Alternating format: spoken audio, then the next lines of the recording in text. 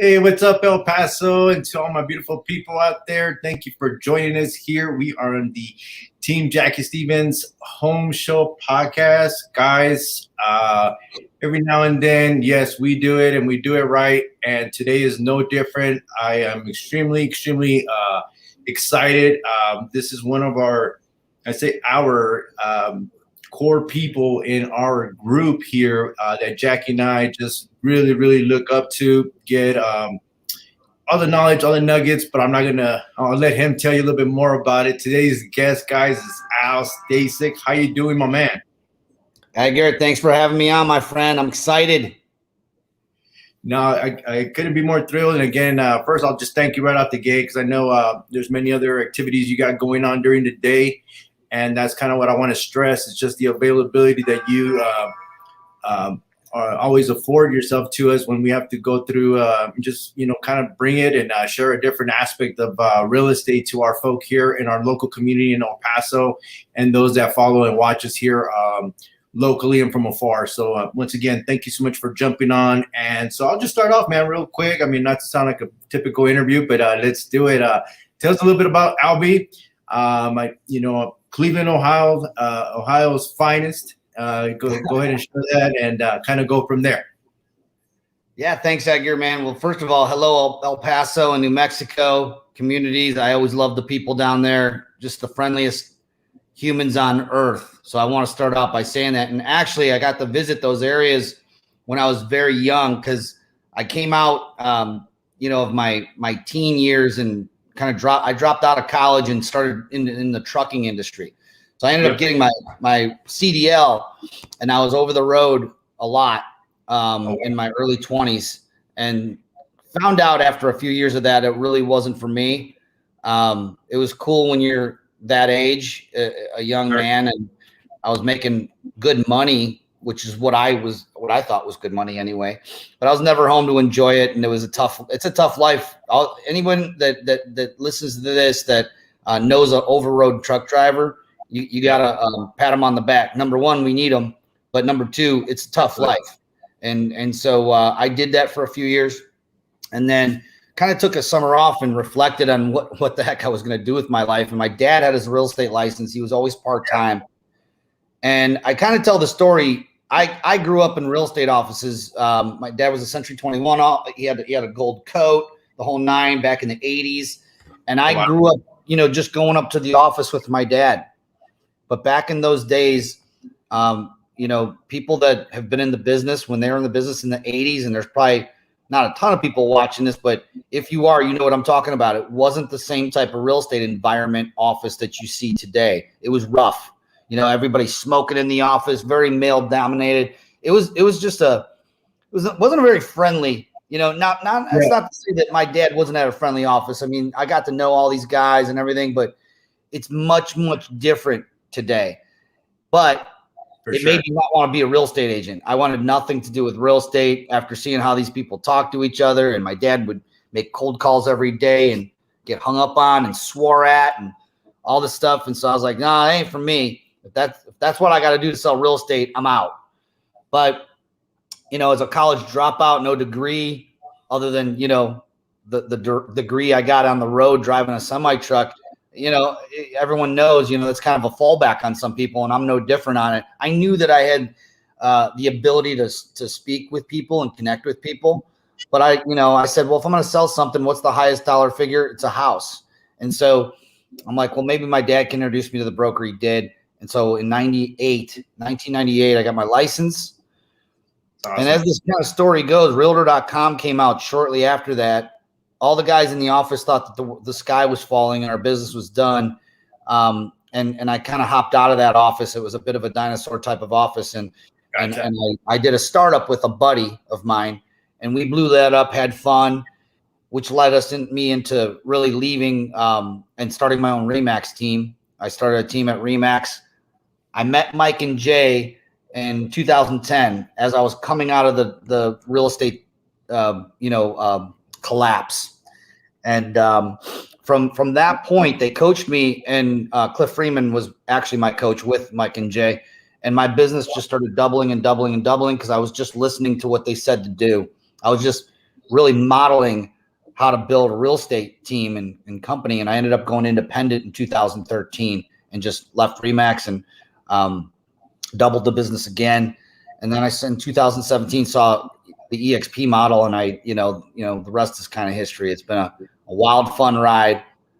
It always feels like we're just getting started because we have all new people coming and joining us, and great, huge, big brokers and big teams, and because they get it and they understand the power of this platform and what it can do for their agents and what it can do ultimately for them and building that generational wealth. No, that's awesome, man. I mean, what a story. And that's why, when we started doing this, and I know we both know Nick Kremp, he's the one that challenged Jackie and I and said, hey, you guys need to, get on and start doing these podcasts and get in front of these people and get their journey, get their stories. And that's what I was trying to share with people, prior to getting on today. I said, if you can't tune in right now during lunch, I get it's tough, but at some certain point during the day, definitely get back on this particular call and watch it, just because you're going to get somebody whose his story is different than what you hear maybe here in El Paso, or just in general, right? But we all have a story. And so thank you so much for sharing that. That's been all done over 22, 23 years now that you've, got to do really what every real estate agent goes through, right? They start off with their initial company, whether they're dragged into kind of like the way you did, following dad's footsteps. And then there's others that just simply kind of go, they get better opportunities. One of the big things that I know you were able to kind of start and have a lot of success when you went on your own team was creating that team environment. Can you walk us through what that looked like in the early stages? And then obviously I want to talk about what it looks like now, because that's really a great accomplishment. But just starting out, like when you said, hey, I'm going to make a team, whose lead were you following and how did that kind of get all started? That's a really good question. It started when I left my that startup independent company. It was actually a discount brokerage that I helped start up with a college buddy. When I left and went to Remax, I took some people with me because I was already leading them.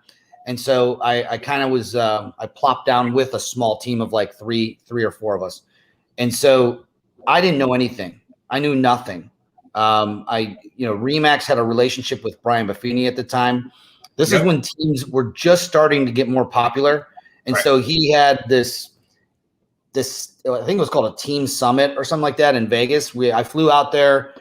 He kind of broke down the different things of, the different types of team and but he didn't really get into the weeds of it. It was surface level, but I've always been a learner and I've always tried. So my early days, and again, this is just how my mind was thinking then, because you asked. My mind was, I never in a million years thought I'd stop selling real estate. I wanted just the team to support. I started getting busy to a point where I was dropping some leads and I was leaving money on the table. So I wanted to get those leads into the hands of another agent. Correct. So like coming out of the gates, I had this vision of I was going to have the highest splits on the team, like of any team. I was going to pay super high splits and give them lead generation and give them assistance in the admin and all the things they need. And they're gonna never want to leave because I'm going to give them the highest splits. Well, that's a recipe for disaster. Because, ultimately, if you're going to run a team, it's kind of like running a brokerage. You're running your own company, and you need to be profitable. And so the splits have to make sense. And I'm not saying you shouldn't have high splits. I'm not saying low splits, whatever. It has to make sense based upon what your value proposition and what you're offering them, is. If your offer to, obviously, I'm talking to people right now who are thinking of maybe starting a team, or maybe they just started a team. The thing you have to keep in mind is you have a value proposition, just like any company. And the best advice I can give you is to get very, very clear on that value proposition. It should be in writing somewhere. You should be able to put it in a presentation slide and actually, be able to present it, as you would a listing presentation. Because when you step in front of a seller, you're there presenting your value proposition to that seller as to why they should go with you and list their house with you and market with you and ultimately sell the house. Same thing goes when you're building a team. You should be very crystal clear on not just the value proposition, but any of the differentiating factors as well. And so if you wanted to run it very light with, look, my value proposition isn't huge, but I just offer this. Well, then maybe you can afford to have higher splits. But if you're putting a suite together, which is what Nick was one of my ISAs, actually. That's how Nick started out. And we had I had a side company I launched with another partner called Appointments Today, which I've since sold. But Nick helped run that for us. And so I had 4 ISAs. I had 3-4 administrative people. I had a coach. Wow. I had a full boat real estate brokerage team that, the agents really didn't have to do much except just go meet clients. We set the table literally and put the food right on the table. All they had to do was eat. So it was, that was just my choice. And it's an expensive way to run a team, by the way. But it's not the only way to run a team. So in my mind, back in the early days, I was thinking, if I could just make enough money from the team that pays all the expenses, I'd be able to keep all the commission from my sales myself, which is fine if your goal is to stay in production. But I think what most people do, Edgar, is they get to a point in their career where they're on the treadmill and they're running on that treadmill. And I'm talking about the transaction treadmill. You can make a lot of money running on the transaction treadmill, but the problem is everybody gets tired eventually. And at the end of the day, the cool thing about running on that treadmill is you get experience. You can't learn it anywhere else. Just doing multiple transactions, helping multiple families. Every real estate transaction is different. You start to become an expert really quick. Correct. And then it becomes a point of, how do I scale my business to get more time back? And that time freedom is what escapes most real estate agents out there. Yes, they're making $200,000, $300,000, $400,000, $500,000 a year. Some of them, and that's great. It's a great living. But how much time do you have to enjoy it with your family? And so the trick is being able to scale that business to a point so that you can get some more of your time back, so you can actually enjoy what you've been busting your ass for all these years. Exactly. But people get stuck on that treadmill, and so that's what we've been able to figure out and how to do on this platform with EXP, is that you can get off that treadmill and you actually have an end game versus, look, man, how many retirement parties have you been to for real estate agents?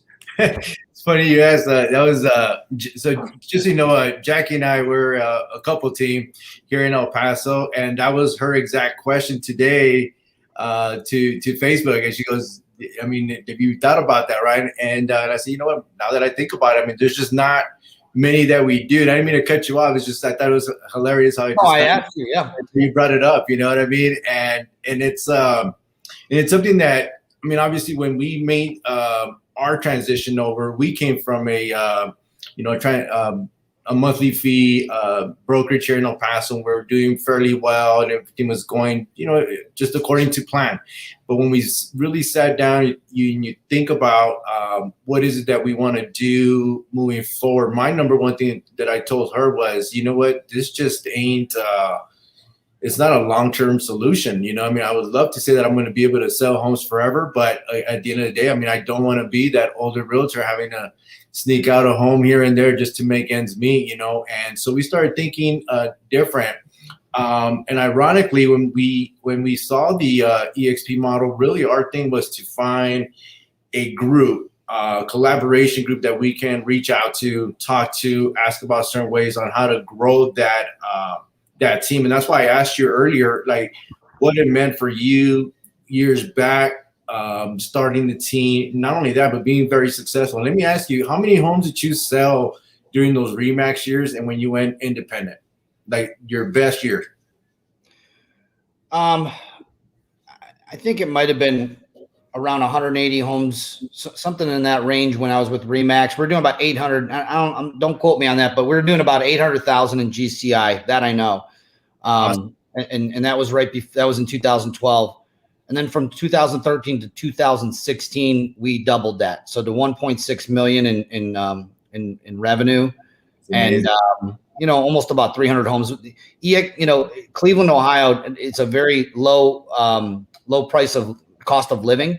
So it's extremely affordable to live here, not just the cost of homes, but pretty much everything. So we do have to sell quite a few homes to make that. You know, we got to really kick them out.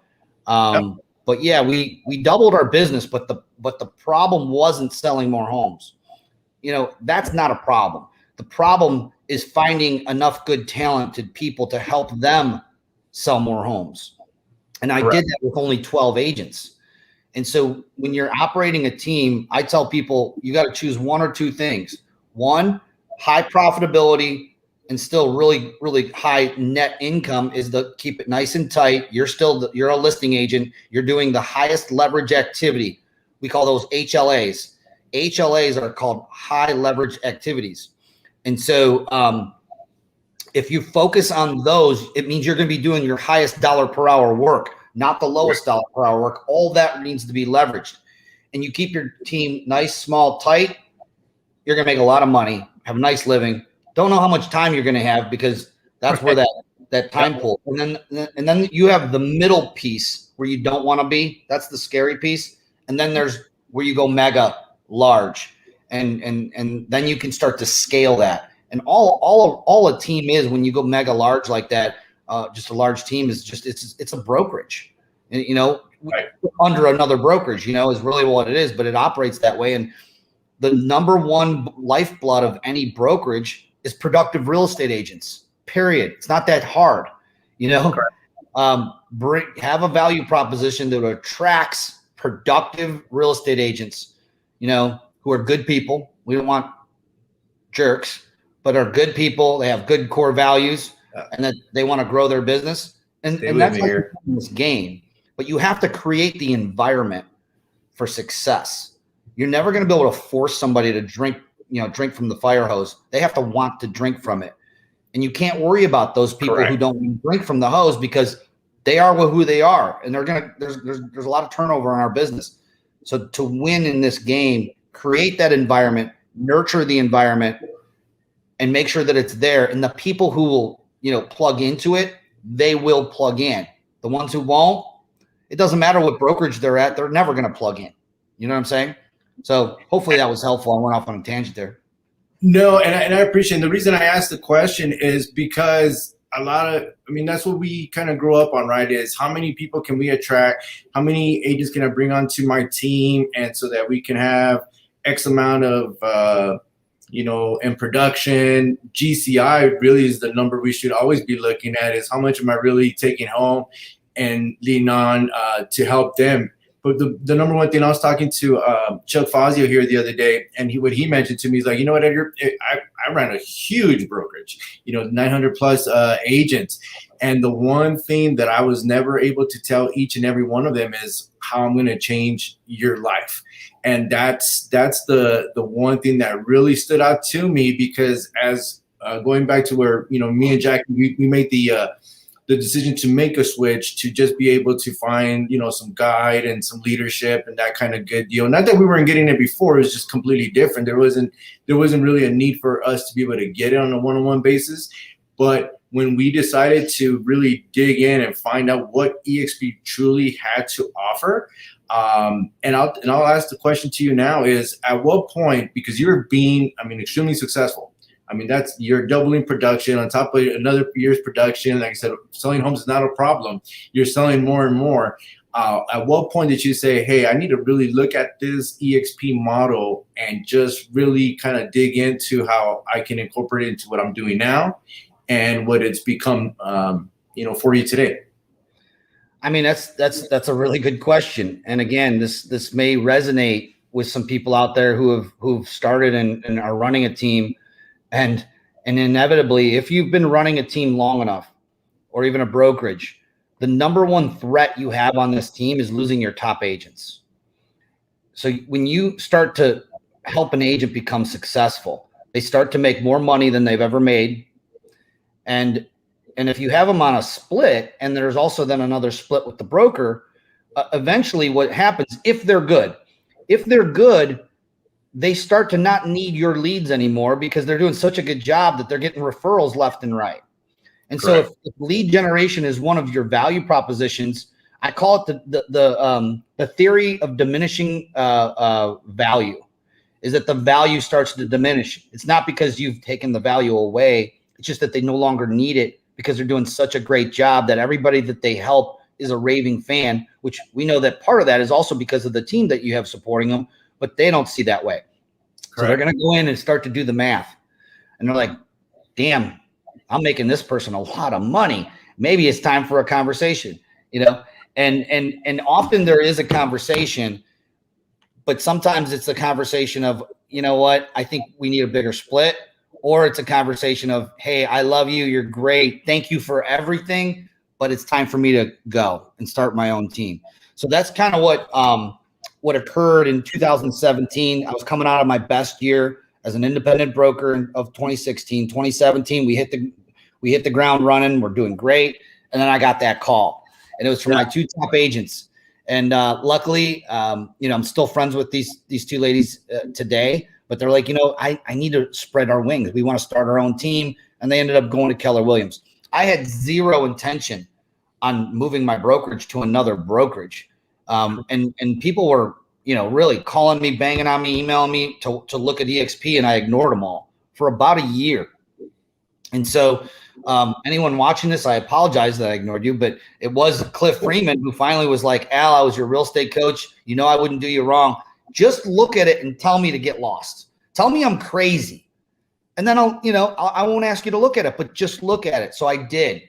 And the story, I have no problem even telling it. I mean, I closed on my dream home about a month prior to the girls coming and telling me that they're leaving.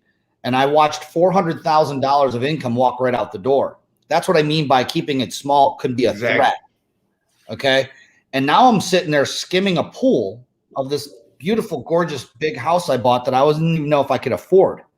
And so I pulled up, I had my earbuds in and I pulled up a webinar. They used to, Brett Gove and Gene and those guys would do webinars every week live. And I'm like, well, I'm not going to watch this because I gotta skim the pool that I'm not sure I can afford anymore. And I'm skimming the pool on a Saturday. And it was Memorial Day weekend, as a matter of fact, of 2017.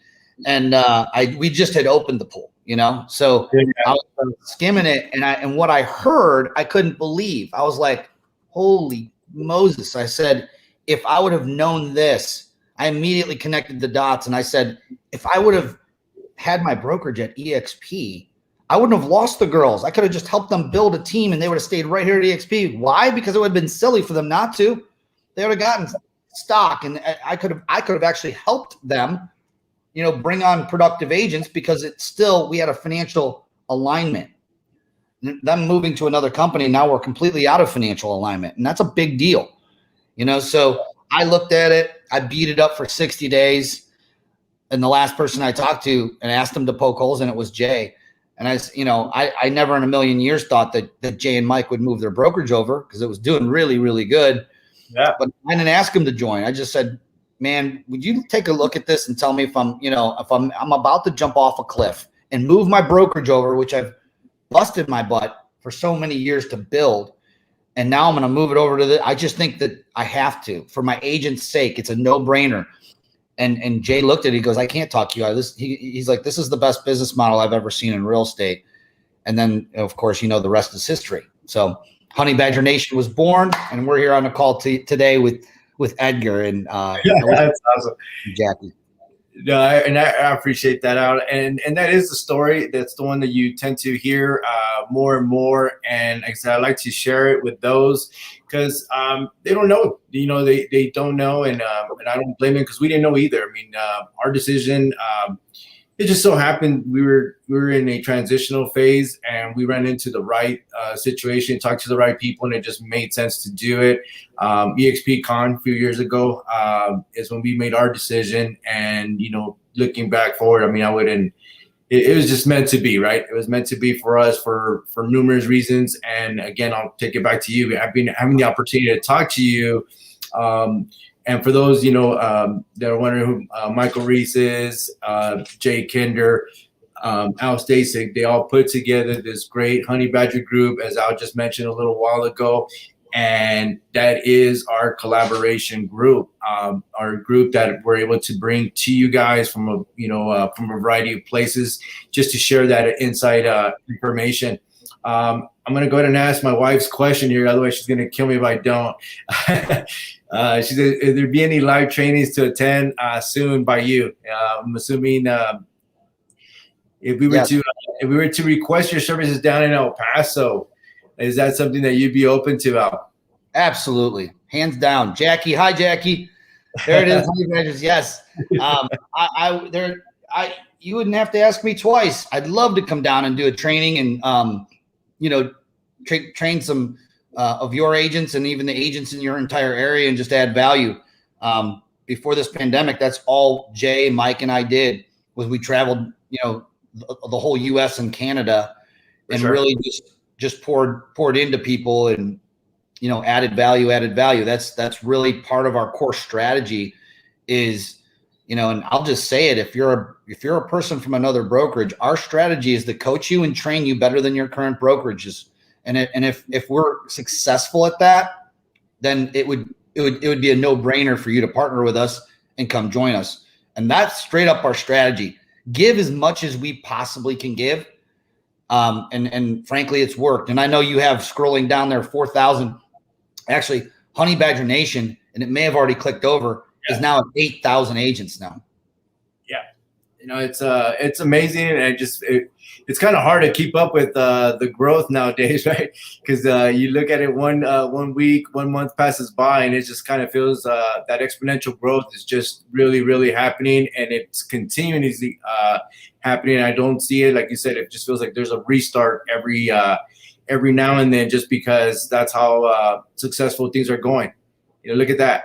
It's at 7.9. It's still stuck at that 7.9 number right now. It's going to be there maybe this week. No, that's the big thing. So let me ask you that question here. Looking back, obviously it wasn't something that you saw yourself doing right out the gate with real estate. And then you found out how, great of an asset that you were, not only to yourself, to your family, but also to your team. Now that you are over to EXP, how has your real estate business changed? And just looking back at it, were there any regrets when you made the switch, or was it just like, I knew this was the right move? I mean, the only regret we had was we didn't go sooner. But I'm pleased with how everything turned out, because the timing seemed to be right. I mean, for when we came over, which was August 15th, 2017, is when I brought my brokerage over. And then the timing seemed right, that following October for Mike and Jay. So everything happened the way I think it was supposed to happen.